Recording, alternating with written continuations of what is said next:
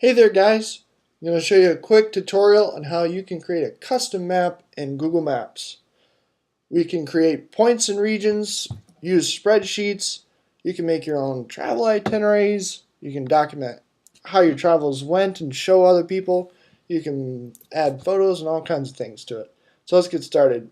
This is how you get there. You go to Google Maps, you sign into your Google account first. When you get there, you click in there in the search bar and you'll see My Maps. Click on My Maps, and here are a few maps that I've already created, but let's create a new one. So go ahead and click Create. And once you come in here, you'll see Untitled. That's the title of your map, so let's title it Chase and Sarah Wedding. There you go. So you got add layer. So this right here is a layer. I can turn it on, I can turn it off.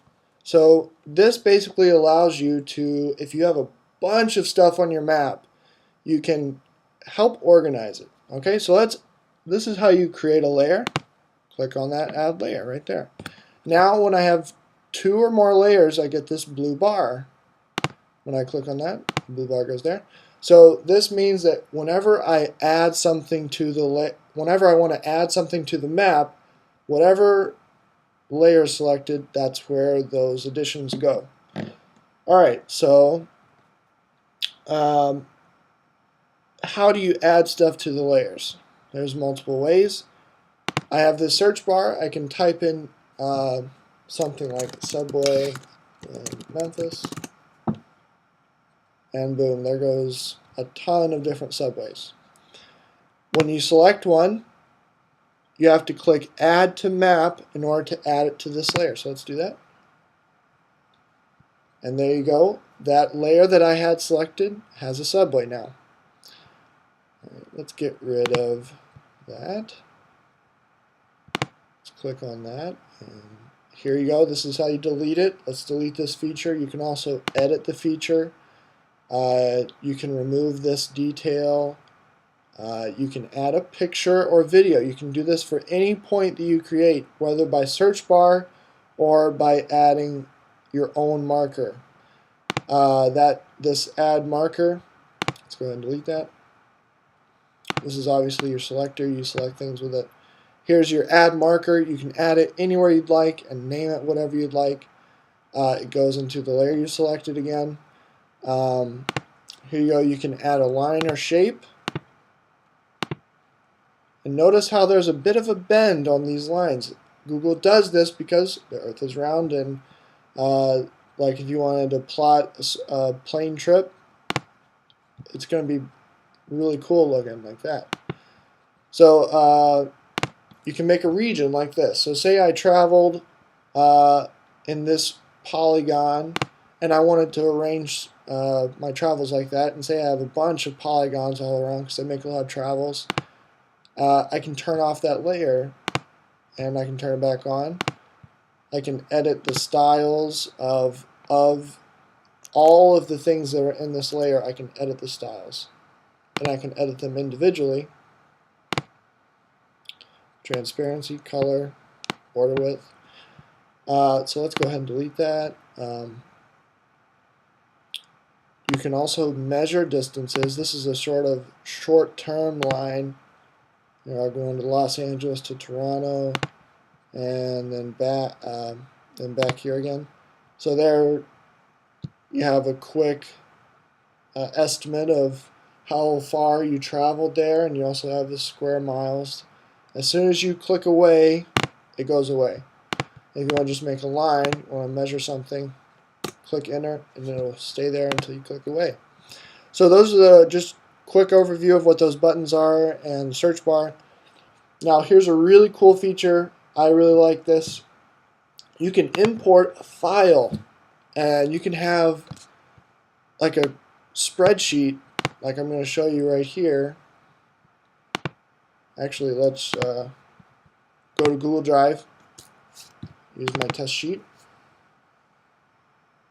Now when you first do this, there's going to be a pop-up block up here, and it's going to ask you to not block the pop-up. so that it can ask you permission to use your Google Drive. So the first thing is it needs to know which column in your spreadsheet it has the addresses, because Google needs to know, where's your point going to be. So my address column is going to be that. I want the point to be based off the words in the name column. So there we go, finish.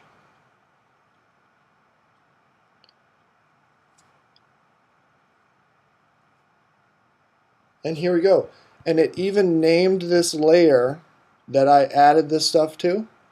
It named it what that sheet was called. And here we go. If we go here, we can also set the default view. So I want this to be a little bit bigger so everyone can see all the points.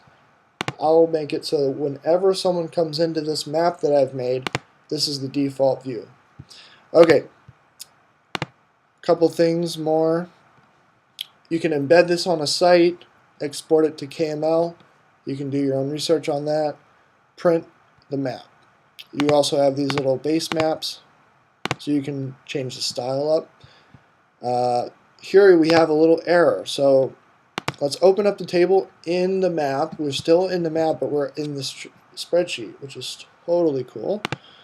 Here I've got a little error, and it looks like it doesn't like that period. There you go.